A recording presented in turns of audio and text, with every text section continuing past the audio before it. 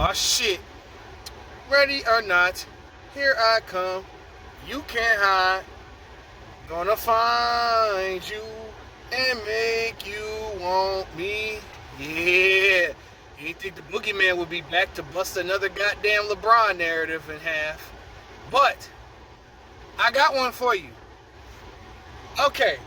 I be hearing a lot of y'all disrespecting Kobe Bryant by saying he's about to fall out the top five. He's about to fall out the top five. The narrative killer is back. Yes, sir. We about to kill another one. And and trust me, I got quite a few more. But I ain't gonna feed y'all. I ain't gonna feed y'all too much, man. Cause sometimes you ain't gotta feed the animals. You just gotta be the animal. But we talking about why do people rank LeBron above Kobe? I've always asked them this question because the gripe is, the main thing is, LeBron has him beat statistically.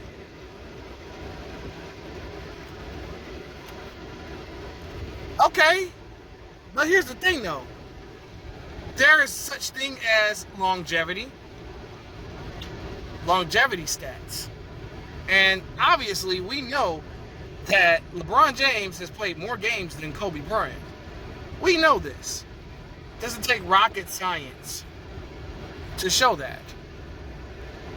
And also, there's also proof that LeBron had a head start on Kobe Bryant.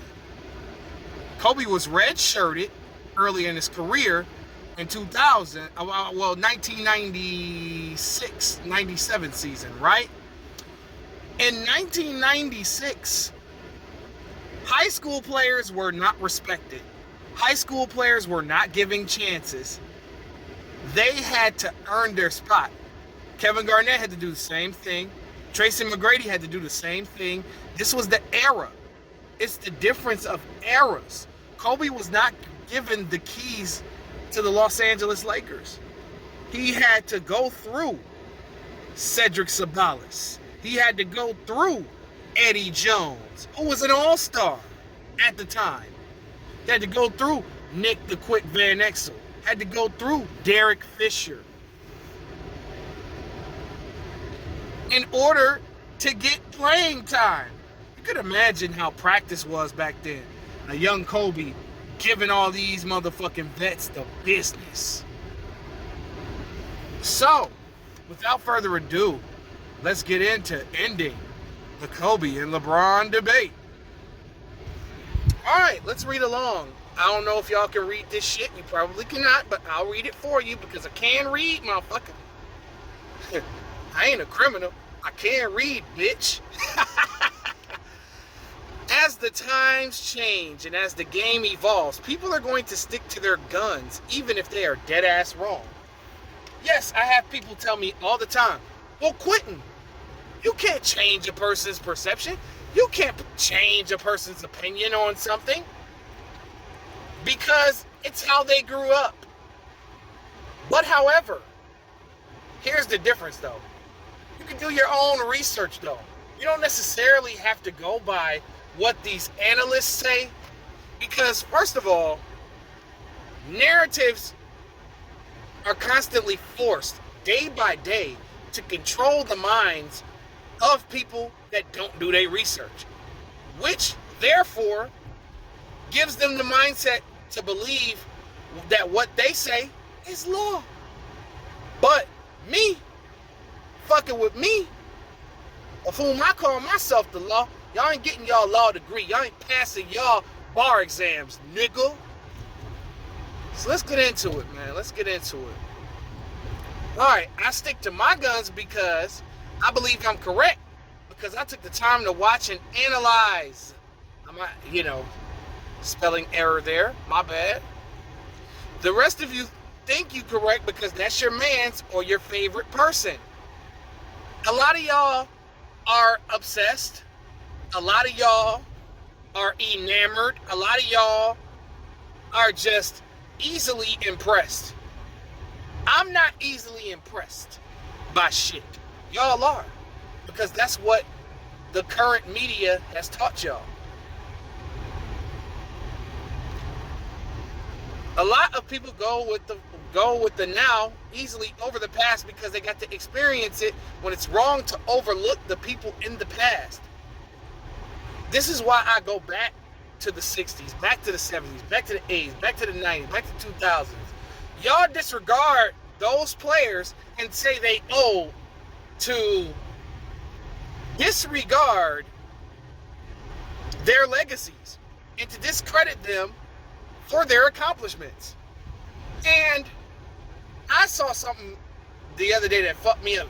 Somebody told me that Luka and Nikola Jokic are better than Tim Duncan because Tim Duncan is old. Oh my God.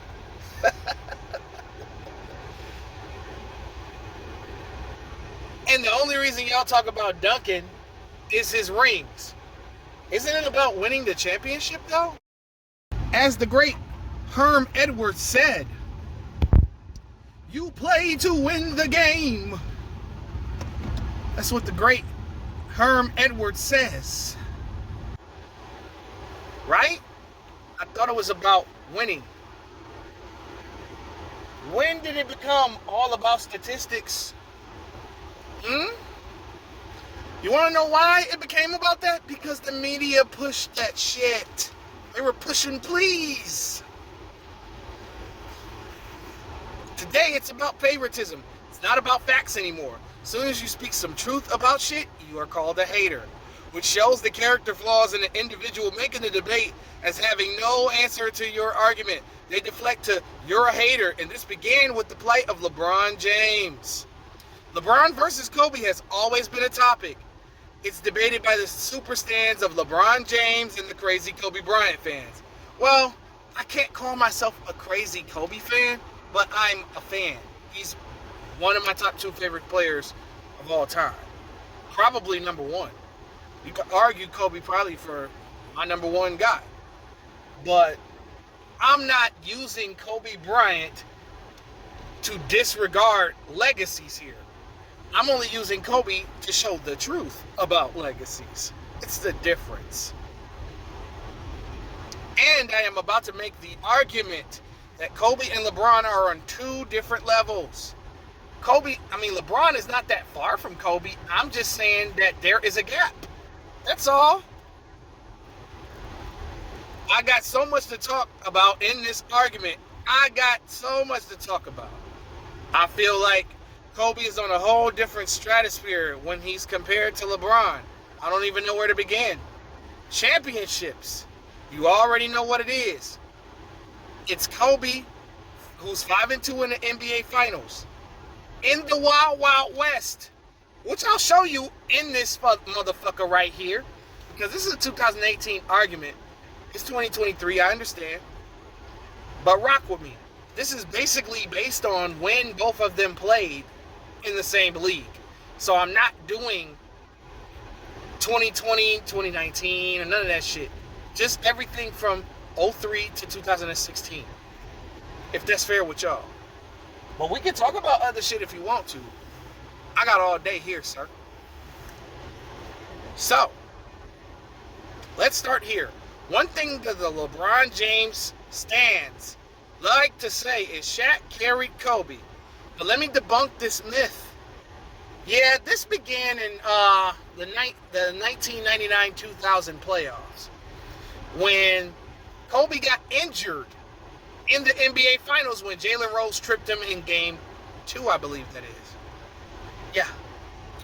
But the series that LeBron supporters like to use as an argument as to say that Shaq carried Kobe. Here are the stats of the 2000 NBA Finals. Oh yeah, and by the way, a person said that Kobe can't be the greatest of all time because he came off the bench. Oh my goodness. Whew. Man, hate is strong out here for the beam. Kobe's first finals. By the way, at the age of 21, a lot of y'all love to say, oh man, LeBron went to the finals at the age of 22. and carried the team by itself, which is also false. But we'll probably get to that in this article. LeBron at the age of 21 got eliminated in the second round of the playoffs. I had to put that there to be petty, but it's true. Y'all don't like that. This is the stats of the series. I don't know if I can zoom in. Let me see if I can zoom in. Oh, I can zoom in on this motherfucker. Okay, the second person is Kobe. The second scorer is Kobe. He averaged 16, 5, and 4, a steal and a block and a half almost. And he only played 5 games. Now, a lot of people like to use stats to disregard shit. But if you watch the series, like I watched the series when I was 11 years old, I believe I was 11 at this time.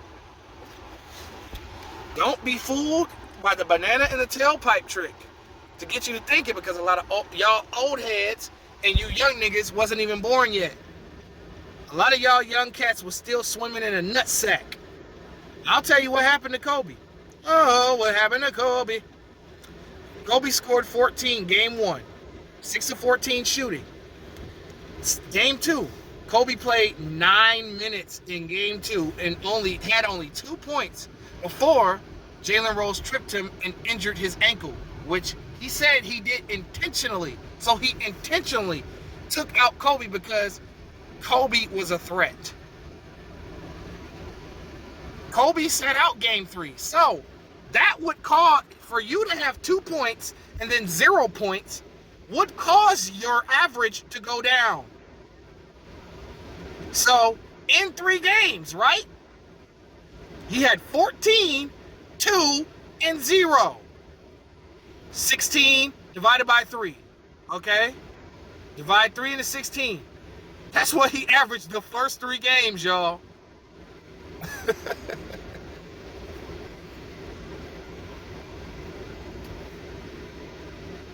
Divide 3 by 16. That's what he averaged, y'all. In game 4, he comes back from an ankle injury and scores 28 in game 4.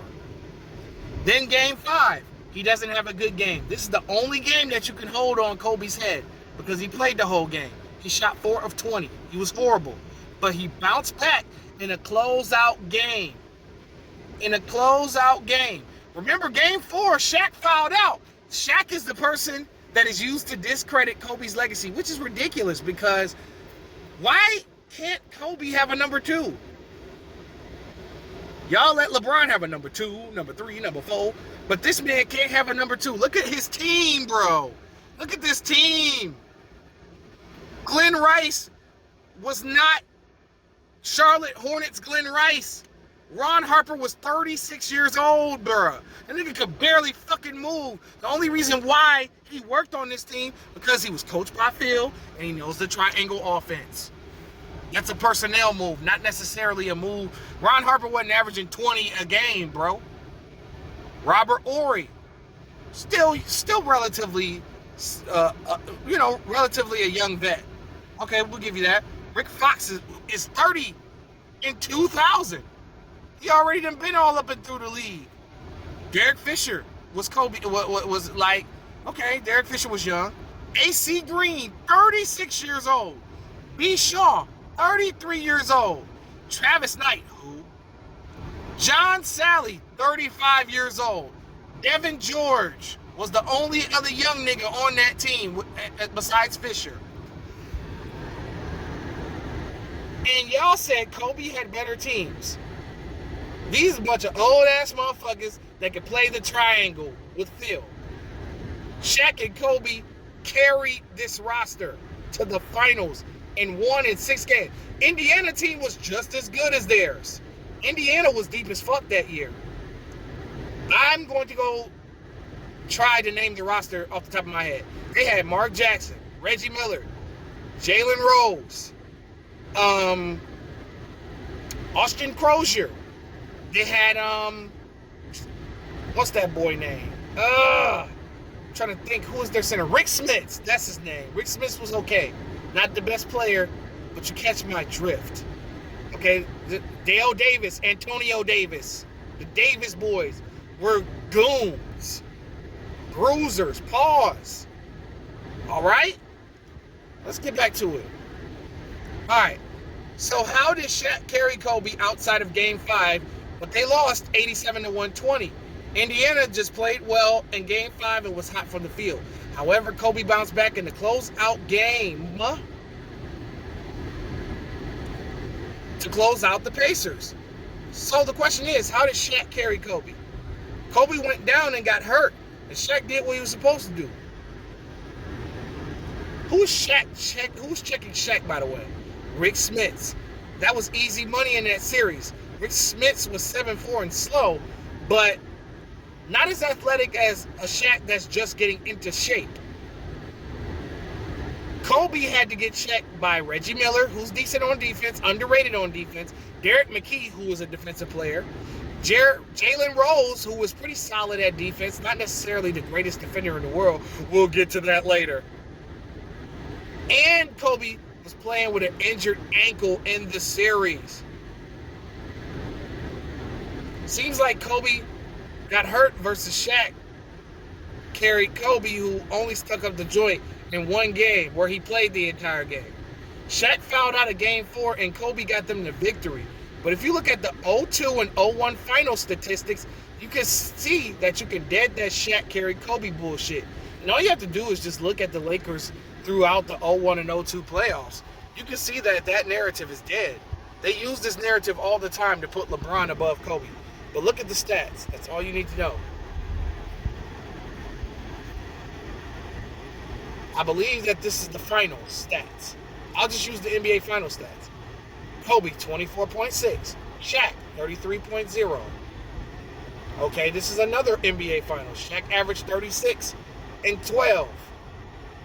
Kobe averaged 27, 5 and 6 and 5. They like to use that Shaq won Finals MVP as another reason. If Shaq wasn't on this team and Kobe was just here, he would have easily won Finals MVP. But look at the centers who Shaq played against. This is where I give y'all the business.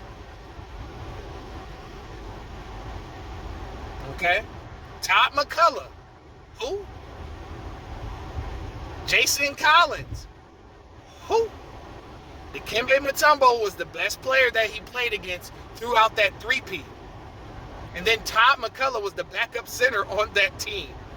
Rick Smits. Really? Even though Rick Smits made timely stops, but he didn't shut down the Big Diesel in them finals. Dale Davis. Solid goon, defensive player, whatever. But Shaq was just too big and strong for him. Pause. But look at who Kobe played against throughout the playoffs. Reggie Miller, baller. Allen Iverson in his prime. This nigga Iverson averaged 36 a game. Kerry Kittles was solid. But that was the only year they didn't necessarily face adversity. Shaq faced no adversity besides Mutombo, and they beat the Sixers in 5 games after losing Game 1.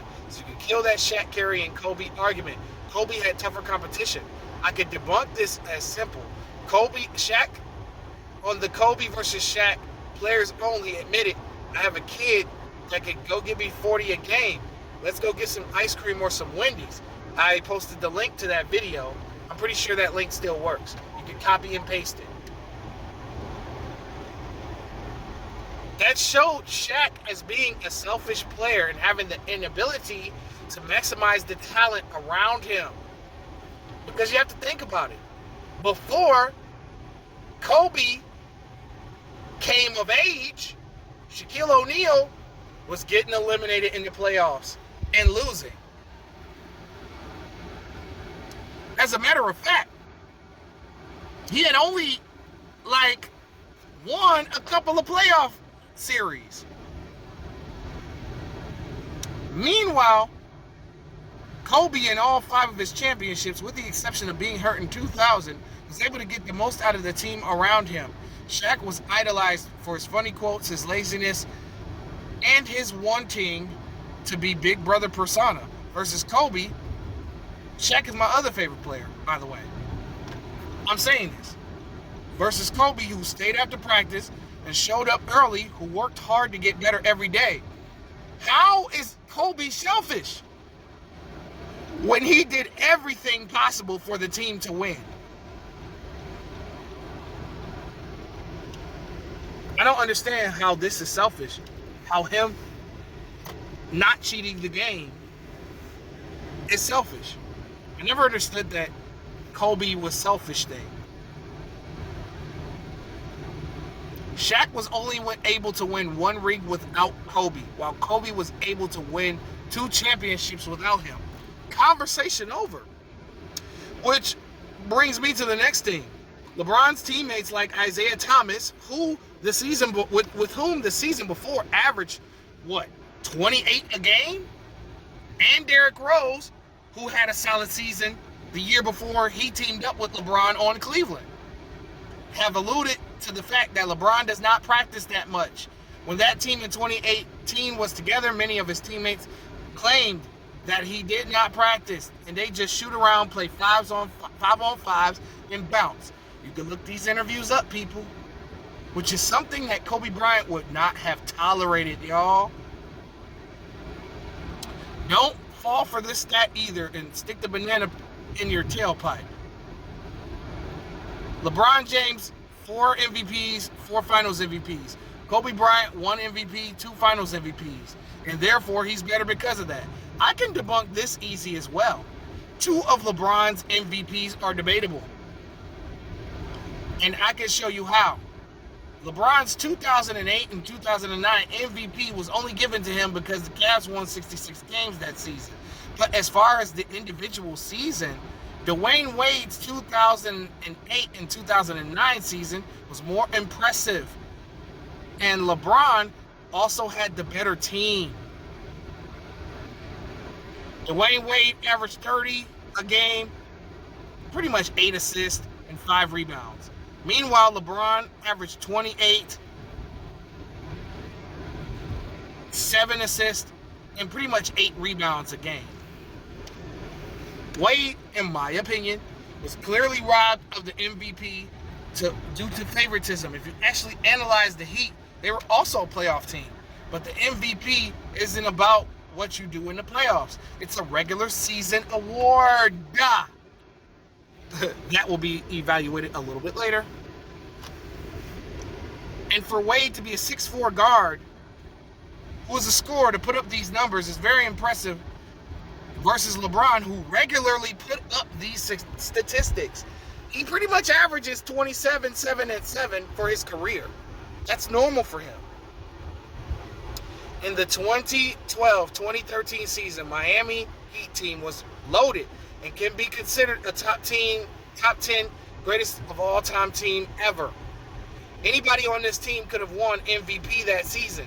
There's really one individual that stood out. However, Carmelo Anthony in the New York Knicks had a 54-28 record and was the second best in the Eastern Conference. Melo was also the leader of that team and their leading scorer. Let's compare the numbers. Melo averaged 29, 7 rebounds, and 3 assists.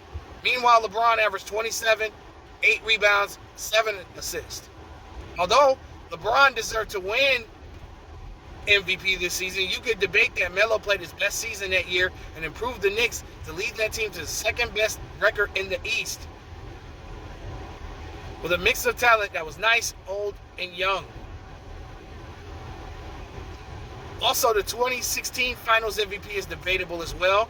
I know a lot of y'all are not going to agree with that. Sure, LeBron's numbers were astronomical, so you knew they were going to give him the MVP over Kyrie Irving, but Kyrie was missing the season before the NBA Finals, and the Cavs lost in 6 games. Although Irving played well in Game 1, it showed you how valuable he was. Hell, in the current season, in 2018, that is, the Cavs constantly changing things around for Kyrie made things a lot easier for LeBron James. But back to the finals. Kyrie averaged 27 points, 4 rebounds, 4 assists. Those numbers are nice. Don't jump off the page. But how would the team fare without him? And you saw how they fared. They got swept the next year in that finals. But I'm saying, as far as most valuable player, it could have easily went to Kyrie. He also hit the series clinching three-pointer over Stephen Curry to win the championship for the Cavaliers.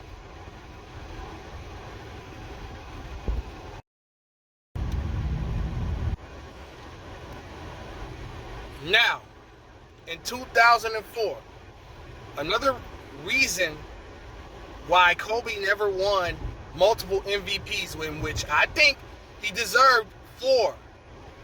I think he deserved to have as many as LeBron, in my opinion. But he had to wait until they started accepting him again once he was found not guilty. He was guilty of adultery, but not guilty of rape. Those two had consensual sex. And even after his passing, they still called him a rapist. Gayle King told Lisa Leslie, "How do you feel about Kobe being a rapist?" Lisa Leslie had to check her. Had to check that black man hating bitch Gayle King. Yes, I said bitch. What? About, because you want to know why she a bitch? She made a career out of crucifying black men. And she didn't even crucify this black man when he was alive, man. And tried to use another black woman to co-sign. Lisa Leslie wasn't going for that whole shit. And this is the perception that the media had of him back then when they were voting for MVP. The media voted for MVP. All right, but check this out. Look at Kobe's numbers through 05 and 08 and tell me he wasn't robbed. Now, okay, 2004, 2005, Kobe averaged 28 a game, 6 assists per game. What shooting guard outside of James Harden was averaging 6 assists per game? Shooting guard's job is to what? What is the occupation of a shooting guard? To shoot. His job wasn't to pass, but he did it. And look at who was on his team. This nigga averaged 6 assists. You had Kwame Brown, who couldn't catch the goddamn ball for shit, who would turn over the ball. Chris Mims, Smush Parker, Sasha Vujacic, Jordan Farmar, Chucky Atkins, Brian Grant. I mean, I love Brian Grant, but he ain't got no O. Okay? He averaged 6 rebounds per game. All right?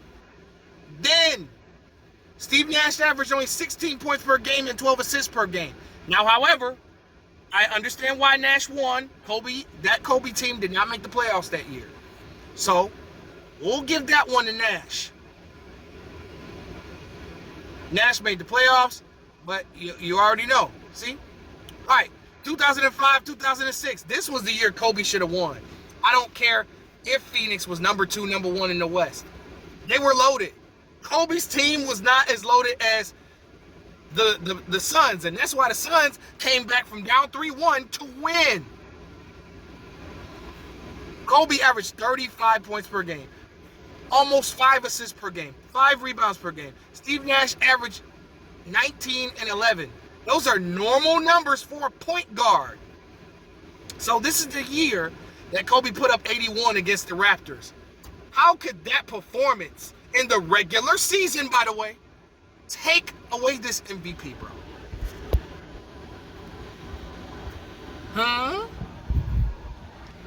He led that sorry-ass team to the playoffs. Yes, this is when he got Odom. Nash had way better talent on his team, even with losing Amari Stoudemire at the end of the season with that microfracture shit. He had 5 other players who averaged more than 10 points per game. And Shawn Marion, who had a career year, was averaging 22 points per game and 12 rebounds. He was a better choice for MVP than Nash because he put up better numbers. And then he also averaged 2 steals per game and 2 blocks per game. So I could say Marion was robbed of MVP and Defensive Player of the Year. So I could definitely say that 06 belonged to Let's continue. Let's continue with 2006, 2007. Kobe averaged 32 points per game, 5 assists per game, 6 rebounds per game. Yo, again, 6 rebounds for a guard is amazing. And it's a reason why I think this is when this was Phil. Phil returned this year. I truly believe this is the season that Phil came back. So, Dirk, the MVP winner, had 25 points per game, 3 assists per game, 9 rebounds per game. And you saw what happened to the Mavericks that year against the Golden State Warriors. Or was that the next year? You know what? That was the next year. My bad. But still, they still got eliminated early. Just like the Lakers did. But fuck it, right? Whoever voted on this needs their ass beat. Yes, they had the best record, but Golden State... Oh, yeah, this was the year. This was the We Believe team. Never mind. Because I think they went 67-15. I thought it was 07-08. But fuck it, whatever. With their old coach and the same system and that they ran in Dallas. Yeah. Right, Don Nelson. That's karma for your ass. Yes, this was the season that Kobe disappeared in the Phoenix series. I'll get to that momentarily. However, in the regular season, Kobe was a way entirely better player and clutch player than Dirk was throughout the whole season. He deserved MVP for that regular season. Nah. Then he could have got robbed in the 2009-2010 season too. But this one was debatable. I would have edged LeBron James in this, but I feel like Kobe should have at least got some first place votes. Kobe was the finals MVP again this year when LeBron underachieved in the playoffs. So you already know what time it is on that. I mean, Kobe averaged 27, 5 and 5. This is around his career numbers. LeBron averaged 30, 7 and 9. Around his career numbers, just a little bit better on the assist side. Kobe should have ended his career with at least 3 to 5 MVPs total. I say 4. 4 in the possible. That 09-010 was the possible. Another thing that people use is the head-to-head team records to say that LeBron is better than Kobe. LeBron is 16-6 against Kobe. Regular seasons, by the way. Meanwhile, during that era that LeBron played in versus Kobe, LeBron has always had the better team than Kobe Bryant most of his career. So you really can't use this argument. Their one-on-one matchup, numbers-wise, are even. But if you look up the footage of all these matchups, including the All-Star games, the eye test showed LeBron, when Kobe was on him, LeBron was forcing his shots and appeared timid. It was like the dude coming to jail. And you could tell by the way he looks that he was going to get taken advantage of. Kobe made a fool out of him in the All-Star game in 2013. Yes, that link still works, ladies and gentlemen.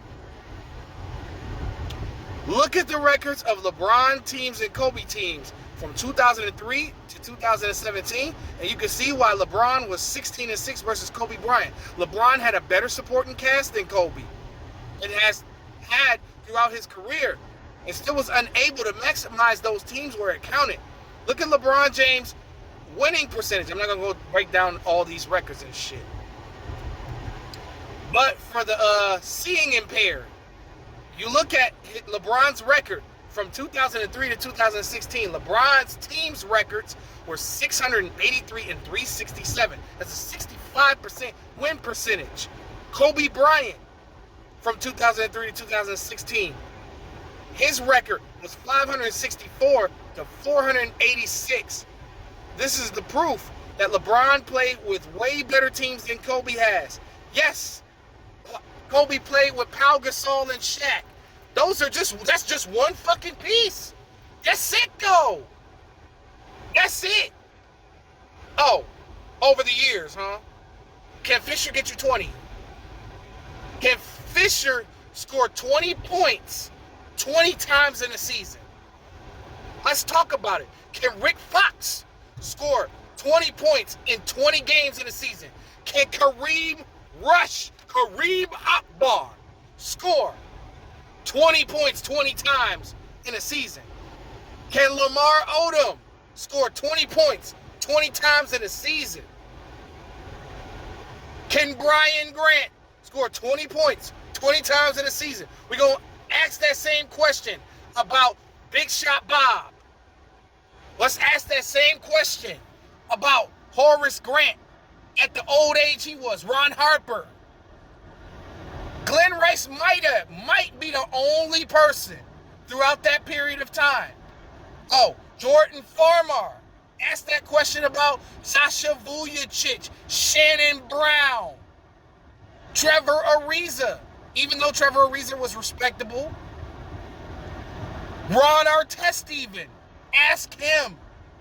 Can he get you 20 points in 20 games during the regular season and through 10 games and out of all of the playoffs that they done played in?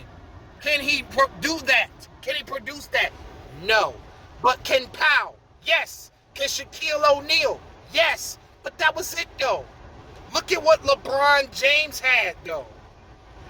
Kobe did not play with a prime Kyrie Irving, a prime Kevin Love, a prime Chris Bosh, a prime Dwayne Wade, a prime Anthony Davis. We're going to add him to the mix. Fuck it. Why not? I just want to know. I just want to know something. Can those guys produce and score 20 points on the regular? Hey, Kyrie produced 20 points on the regular. Kevin Love scored 20 points at least 20 times in the regular season. He was easily a walking 18 and 11 for the regular season, though. Chris Bosh, he had some games where he scored 20. He probably could do it 15. Probably could do it 15 times. Maybe not 20. But some of them games, Chris Bosh was balling. D. Wade, easily. Dwayne Wade got 20 on a regular basis alongside LeBron James.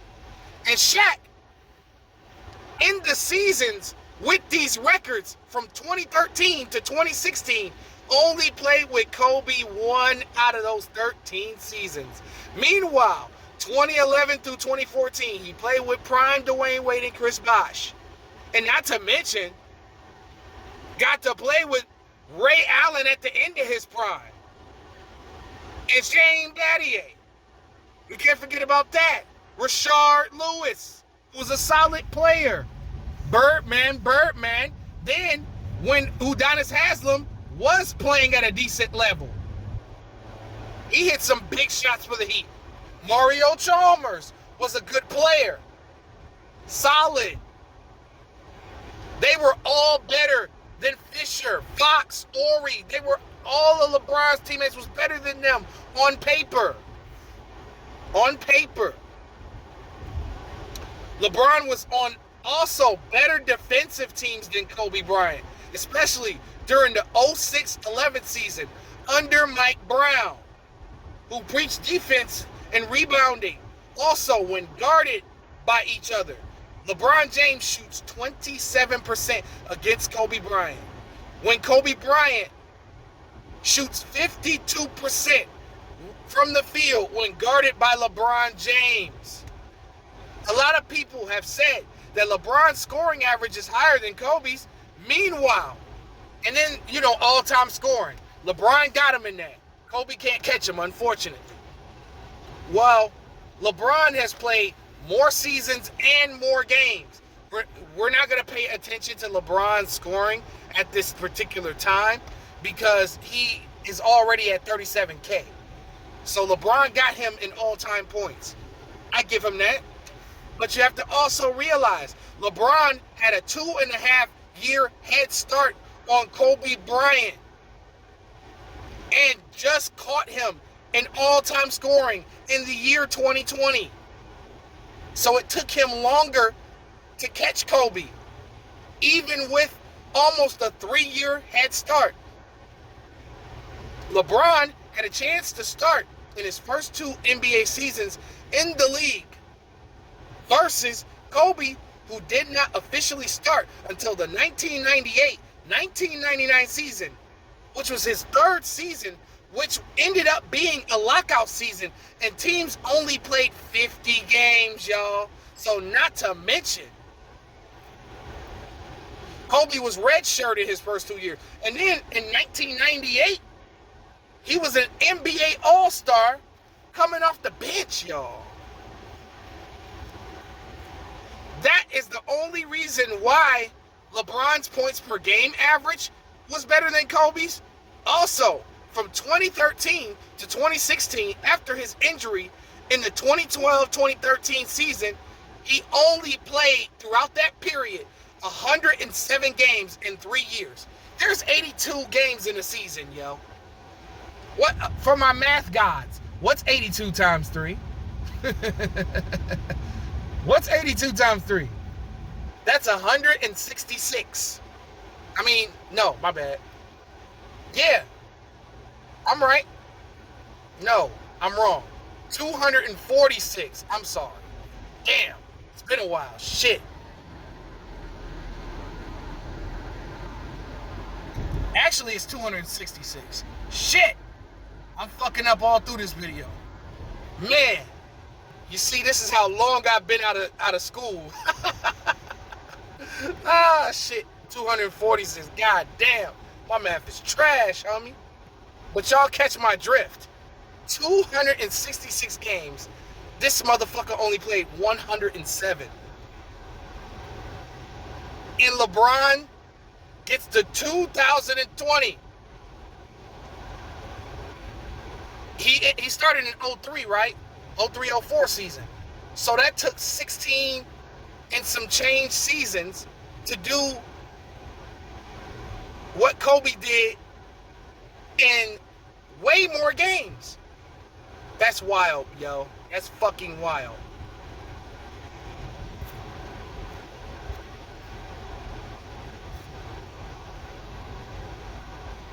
So then, bad math aside, LeBron has not missed many games up until he got to the Los Angeles Lakers.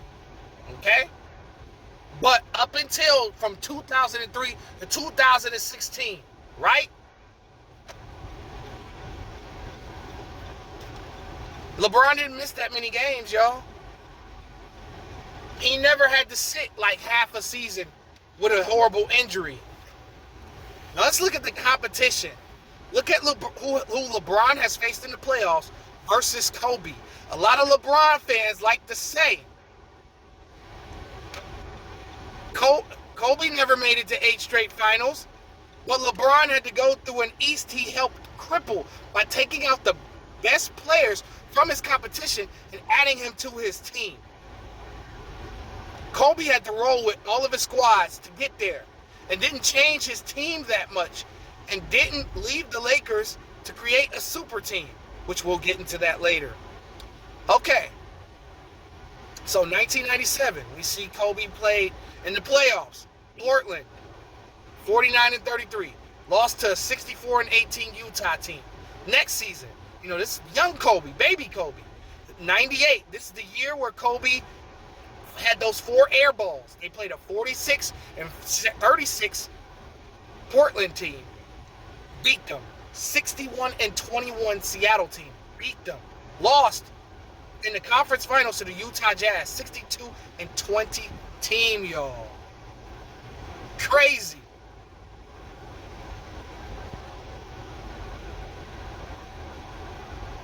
$1999, this was the lockout season. Beat a 31-19 Rockets team, which had Hakeem Olajuwon. We'll get to Hakeem a little bit later in the joint.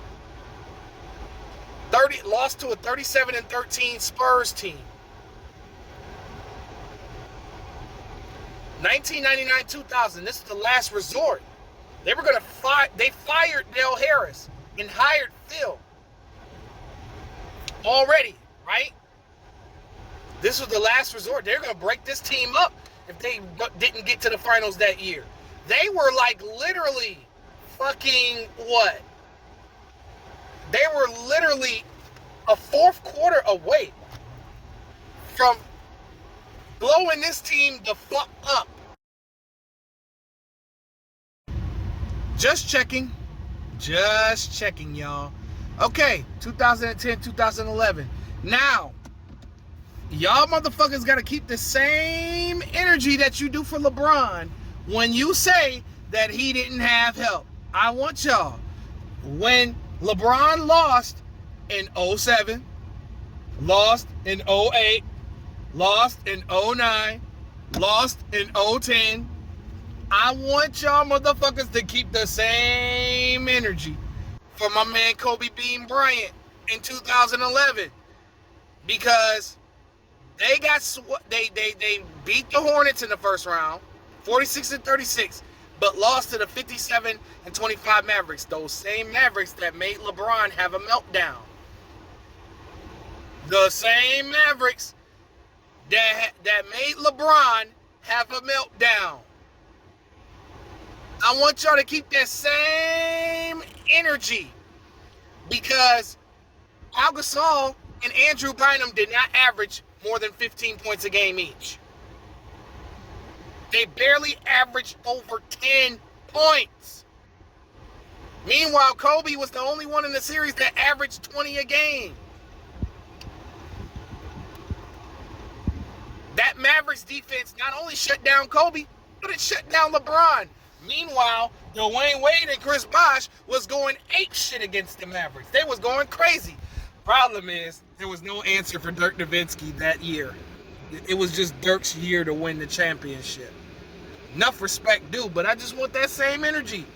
That's the only year where I can say Kobe didn't have any help. 2011, 2012.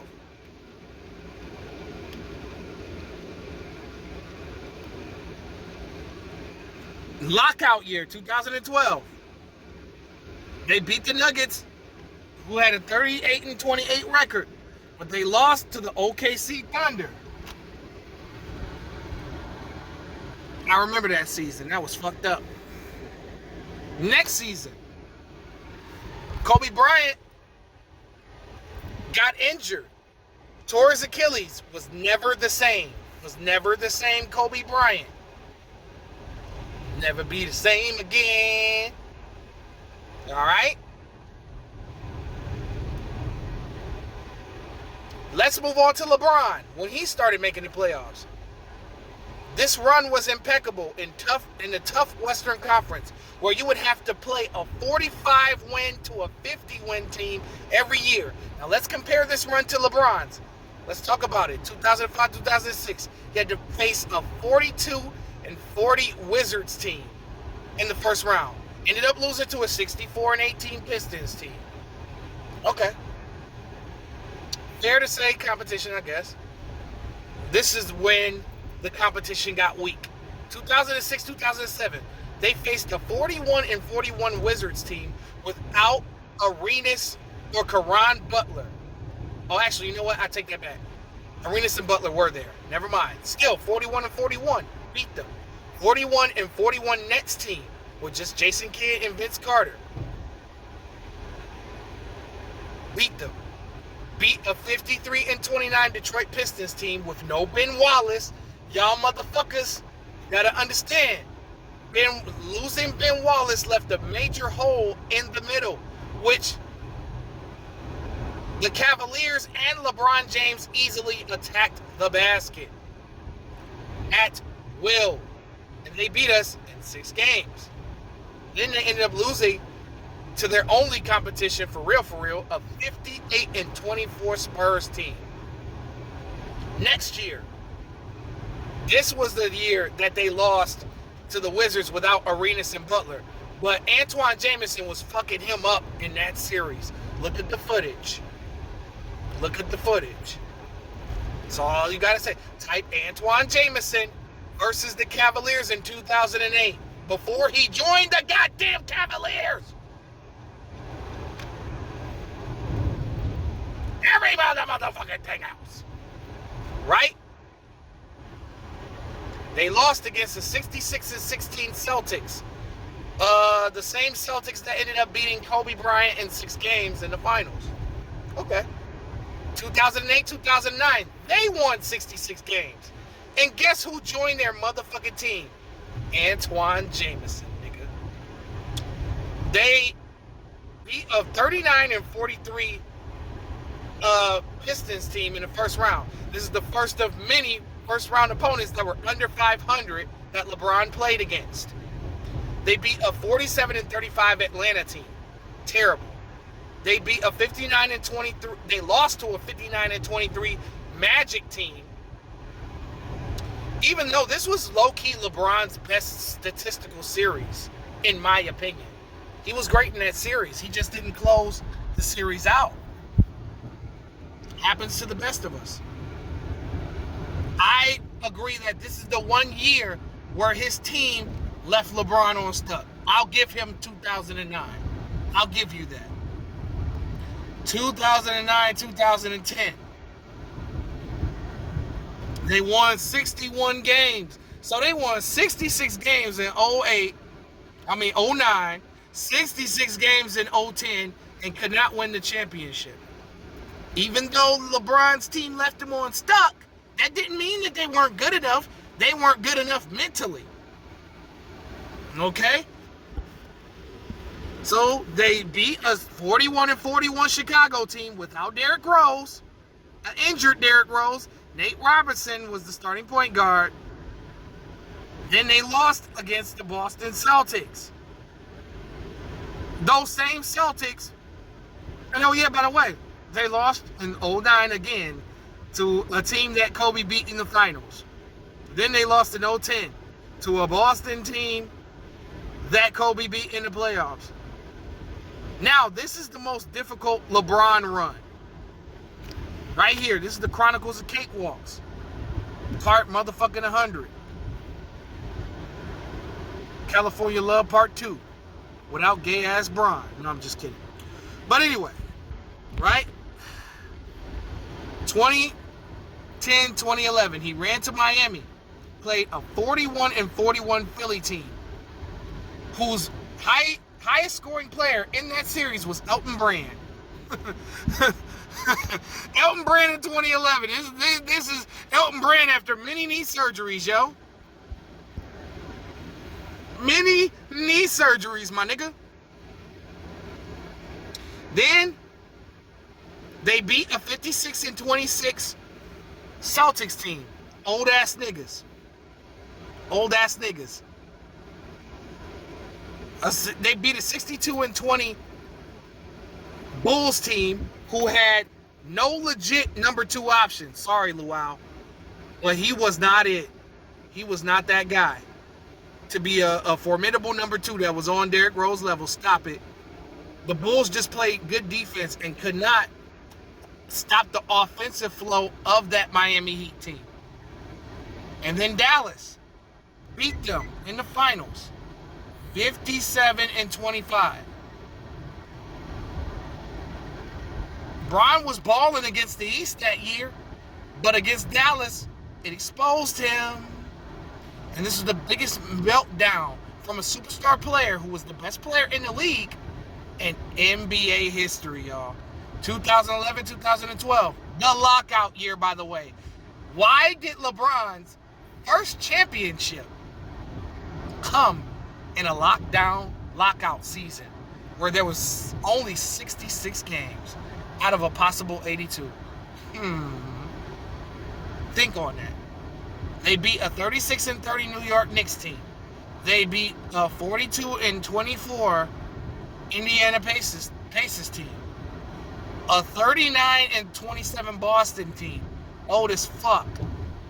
Then they beat a 47-19 OKC Thunder team. Mind you, they were not even 25. KD, Harden, and Russ were not even 25 years old. Even though LeBron played excellent, I give LeBron his that year. He was excellent. 2012, 2013. Here's where it gets bad, y'all. This is that overrated cakewalk run. Now, Milwaukee, they played a 38-44 Milwaukee team, a 45-37 New York Knicks team. You got to think about it. The Knicks were kind of, I believe they were injured that season. Then they played a 49-33 Indiana Pacers team in the conference finals. Then they played a 58-24 San Antonio Spurs team that ended up beating them. The first 2 rounds was a cakewalk, and Indiana gave them 7 games. A 49-33 team, by the way. Kawhi ended up choking at the line in Game 6, allowing Ray Allen to hit the clutch shot to save LeBron's ass for the 50th time. Hit the series game winner in Game 6 and clinched the series. Now, however, that Game 7 in that NBA Finals against the San Antonio Spurs, to me, is LeBron's greatest game that he ever played. And yes, I say that it's better than the 45-point game against the Celtics in Game 7. But, in the finals, Michael Jordan would never let things go to a game. Never mind. Let me continue. 2014, they played the Charlotte Bobcats in the first round. The Miami Heat with Wade, Bosh, LeBron, Shane Battier, Ray Allen, Rashard Lewis, Birdman Anderson played the Charlotte Bobcats with Kendrick Lamar. Brick don't kill my vibe. And he wasn't even the best player. It was Al Jefferson, bro. Playing on a fucked up foot. Then, finally, they played somebody decent in actually, you know what? I take that back. They played a Brooklyn Nets team with an old-ass KG, old-ass Paul Pierce. Joe Johnson, last of Joe Johnson's prime. Last of Darren Williams' prime. And Brook Lopez was hurt. Andre Blatch was starting at center. You don't know where Andre Blatch is. Then, he played the Indiana Pacers, who also took advantage of a weak Eastern Conference, y'all.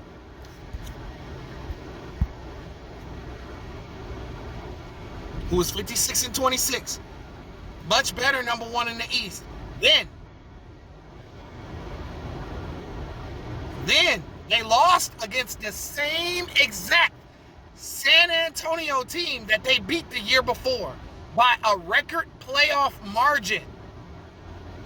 Meanwhile, LeBron was stat padding that whole series because when Kawhi Leonard was on him, it was more difficult to score. Once Kawhi went to the bench and the Heat was already down 20, 15, 20 points, that's when LeBron started scoring points. It's a fact. 2015, he ended up going back to Cleveland.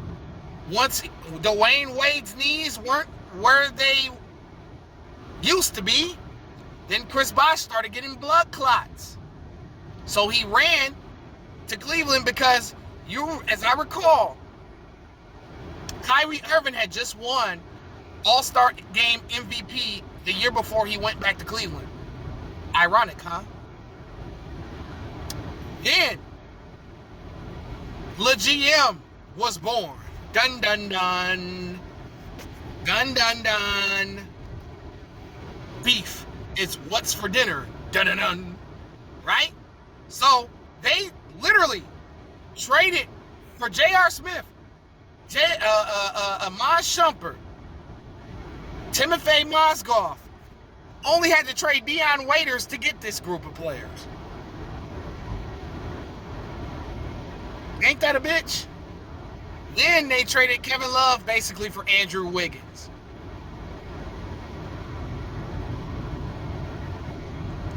So this year, they beat an 8-seeded Boston team, 40-42. They beat a 50-32 Chicago team. They beat the most overrated regular season team in NBA history. I'm even going as far as to say even more overrated than the '08 Mavericks. I mean the '07 or '08 Mavericks. A 60-22 Atlanta team. They had 4 All-Stars in Al Horford, Kyle Korver, Paul Millsap, and Jeff Teague. They were All-Stars that year. Can you believe that shit? Look at that on paper and tell me if that's funny, if that doesn't seem funny. And that is not, and that shows the disparity and the gap between the Eastern Conference All-Stars and the Western Conference All-Stars. You tell me that wasn't weak as hell.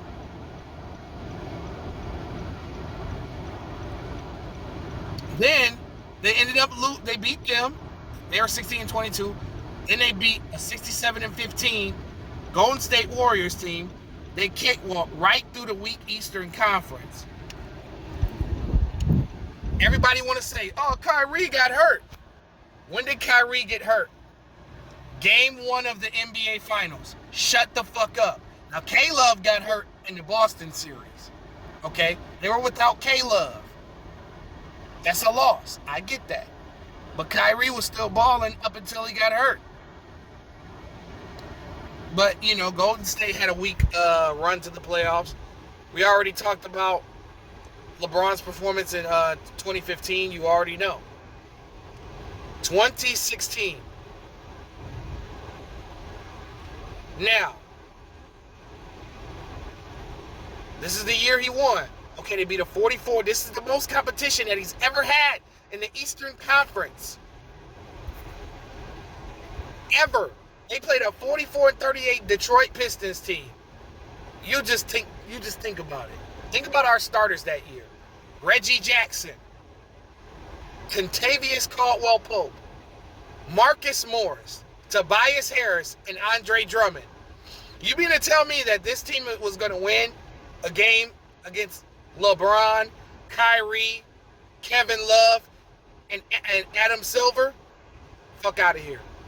Then they played that same Atlanta team low-key with just Dennis Schroeder edition.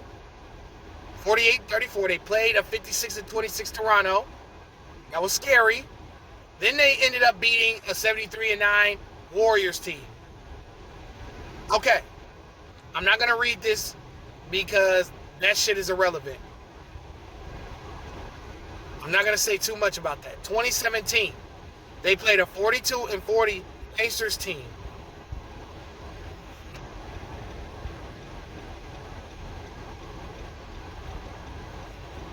Right? They played a 51-31 Raptors team and swept them. They made it look so bad that it looked like the Raptors shouldn't have even been on the court. Then they went 12-1. Then they beat the 53-29 Celtics team. They went 12-1 throughout the playoffs. So you can't say that LeBron didn't have no help. When Love and Kyrie, and then LeBron, Wade, and Bosh was better than Kobe and Powell and Kobe and Shaq. But Kobe and Shaq and Kobe and Powell had more success than those guys.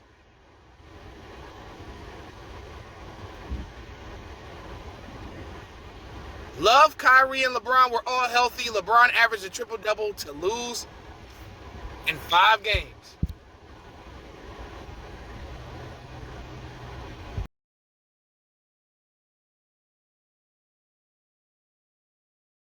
Oh yeah, part 2 to this shit.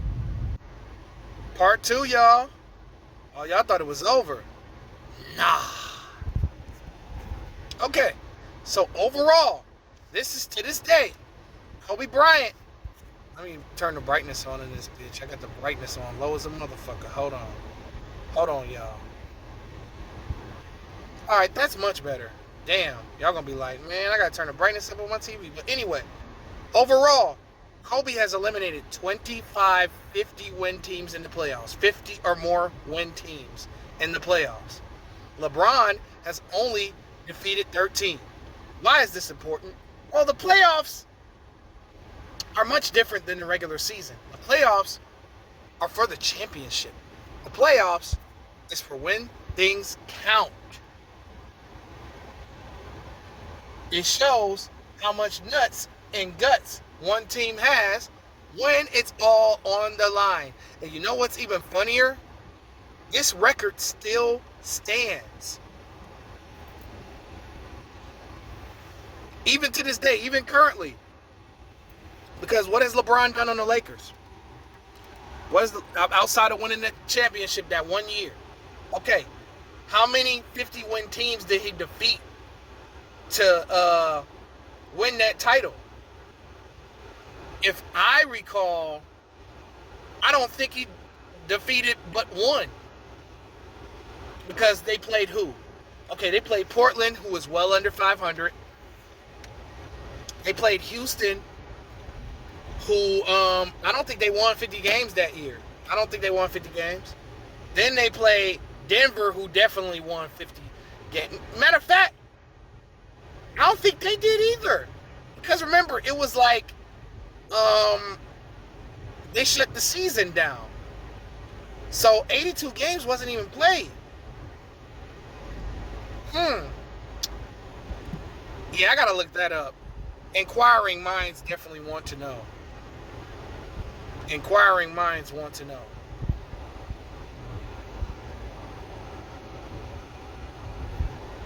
Just before we get to that, 2020 Lakers. Yeah, this is the bubble, the one that a lot of people who have respect for basketball, the ring that doesn't count to many. I mean, unfortunately, it does count. Okay. What was the Rockets' record that year? The Rockets won 44 games. Okay, they won 44 games. Like I thought. All right, how many did Denver win that year?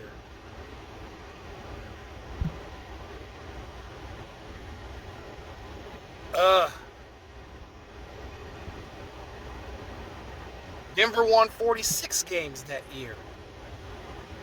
Okay. Then how many did the Heat win? I know it was under 50, but I had to just make sure.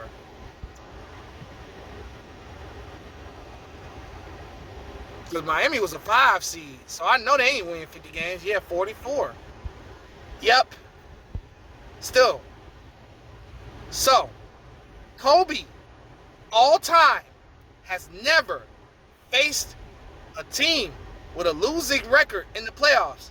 LeBron has faced 8. I think,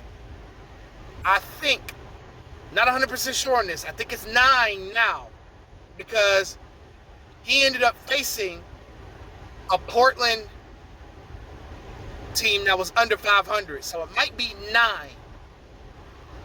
LeBron beat a 73-9 team in 2016 and deserves credit for it. But he had the help from the league and injuries and other players, of course. Kobe Bryant has a 25-10 record against 50-win teams in the playoffs. LeBron is only 13-11 versus 50-win teams.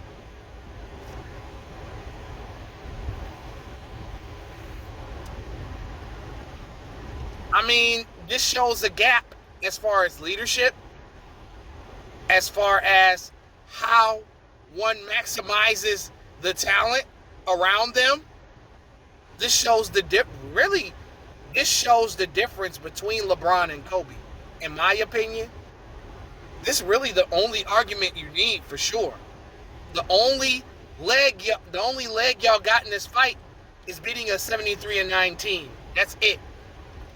But LeBron's record against above 500 teams, it pales in the comparison. We ain't even got to bring up that Kobe scored 81 in the game and that LeBron's career high is what, 60? 61? Actually, it's 61 against the Charlotte Bobcats. Now, we don't even have to get into the 81-point game. Kobe won 3 championships with Shaquille O'Neal. Meanwhile, LeBron, who won 61 games with the Big Diesel, had a good chance of winning the championship, but lost in the second round to Boston. Kanye shrugged. Not going to really get into this portion of this article. It's irrelevant. This is also irrelevant. Kobe is responsible for many of the current talent's development.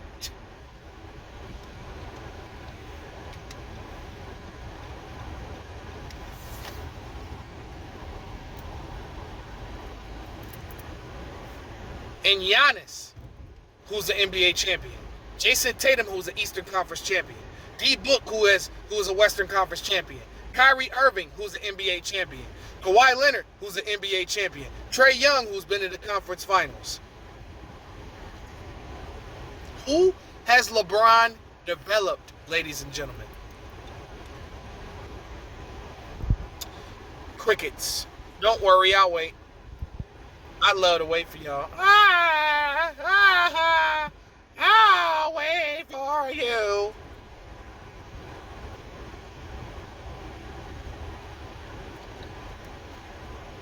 Now,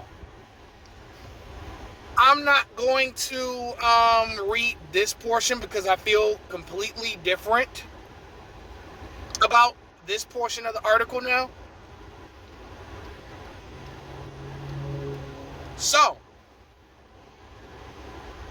my question is again, for all y'all that say that Kobe is too much like Michael Jordan, when in fact he's not exactly like Mike, like y'all think he is.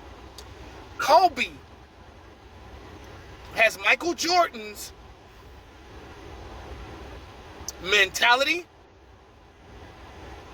his turnaround shot, and work ethic. Those are the only 3 things that Kobe borrowed from Jordan. Work ethic, mentality, and turnaround shot. But he has Kareem and Hakeem's post game and footwork. He developed the footwork from Kareem and Hakeem Olajuwon. He has Gary Payton's defense. He said it himself. He studied Gary Payton's defense on how to get away with calls by making moves that would frustrate the other player, but the ref wouldn't see it.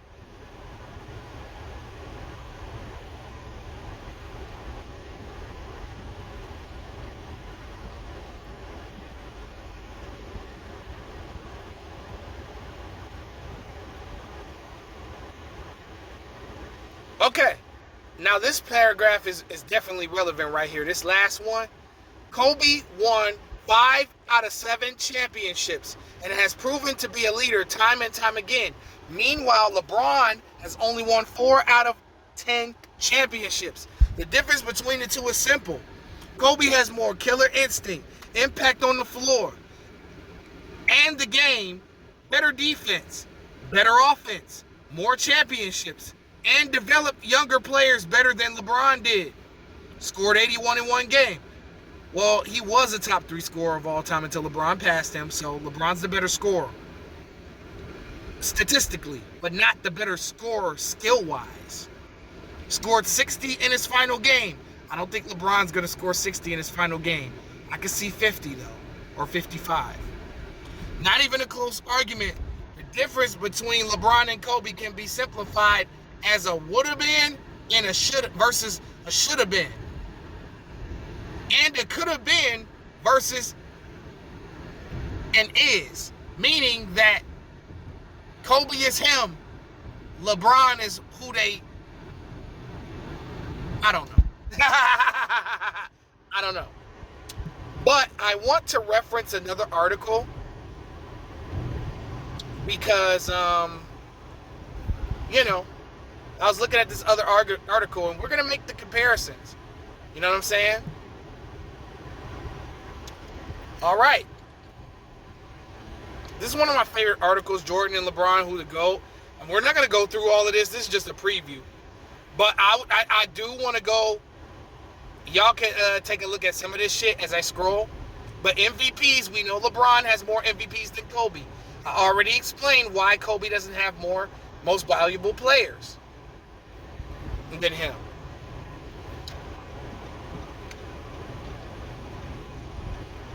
Already explained the rape case was the main reason why. But LeBron still has that edge. I feel that. Let me go back here for y'all. Okay, championships. We know Kobe has 5 to LeBron's 4. Finals MVPs. We know LeBron has 4 to Kobe's 2. This is actually close. Scoring titles. Doesn't Kobe and LeBron have the same amount of scoring titles? LeBron still only has 1 scoring title. How many scoring titles does Kobe have?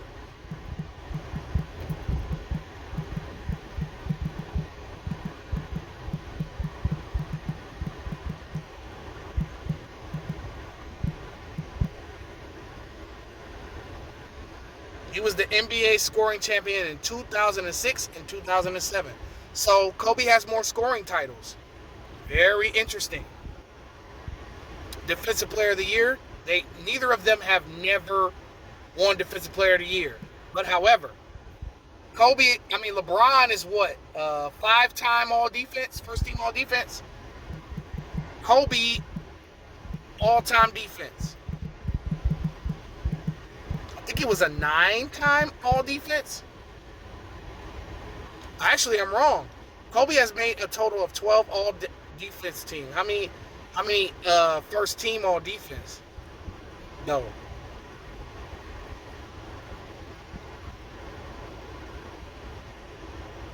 Yeah, he has.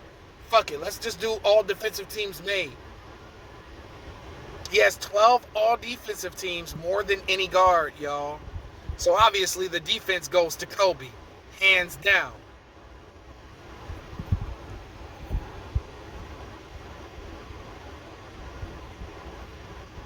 We already talked about all defense. Steals titles, I don't think either one has a steals title. Finals losses, Kobe 2, LeBron 6. Championships without a 20-point score in the playoffs. LeBron still only has 1 championship without a 20-point score. Kobe has,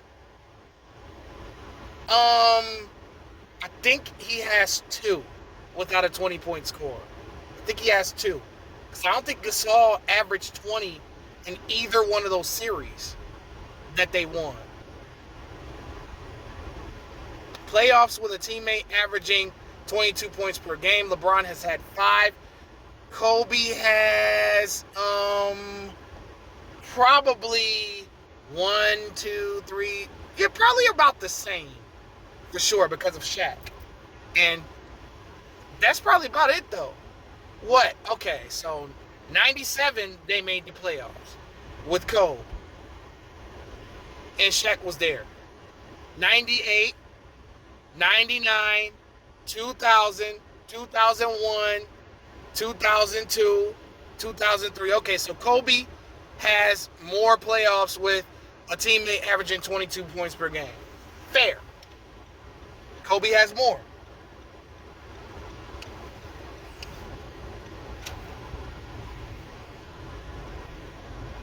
Got it.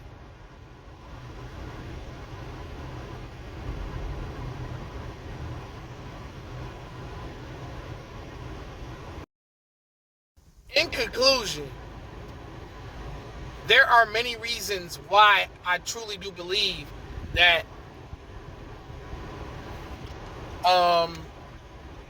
Kobe is better than LeBron. It's simple. Kobe's better offensively than LeBron as far as the skill set goes because he can shoot from anywhere on the court. Kobe was the master of the mid-range.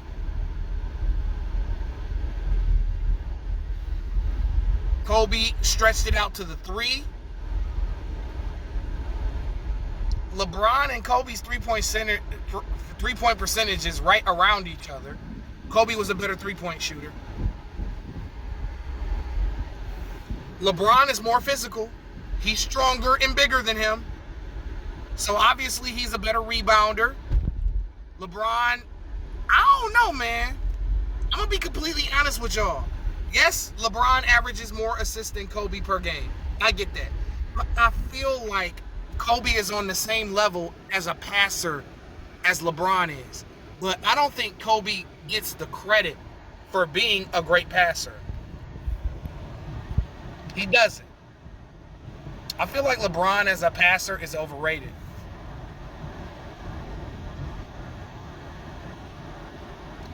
Despite his rankings in assists of all time, they both lead their position in assists. You gotta think about that. That isn't enough to show you that they're probably or possibly on the same level as far as passing is concerned. I mean, I believe James, like I told you in the beginning of the video, I believe that James Harden is going to eclipse Kobe in all-time assists. But then everybody's going to resort to, oh man, but Kobe got the record in missed shots. LeBron has the record in turnovers. Let's take a look at that. Let's see. All-time turnovers. LeBron is number one, 4,881. Kobe, 4,010. Damn, that's a large gap. So that means Kobe took care of the ball better than LeBron James.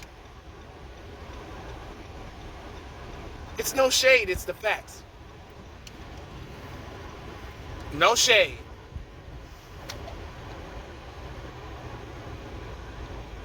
And LeBron averages 3.5 turnovers per game, and Kobe only averages 3.